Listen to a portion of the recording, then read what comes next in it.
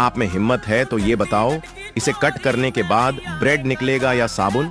जिनको लगता है इसके अंदर ब्रेड निकलेगा, वो लोग लाइक करके कमेंट में एस लिखें, और जिसको लगता है इसके अंदर साबुन है, वो सब्सक्राइब करके कमेंट में ए लिखे।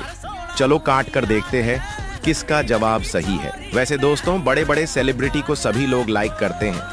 आज देखते हैं माँ के लिए कौन कौन लाइक और चैनल को सब्सक्राइब करके ये वाला इमोजी सेंड करता है। ये तो ब्रेड निकला। जिसका जवाब सही था कमेंट कीजिए।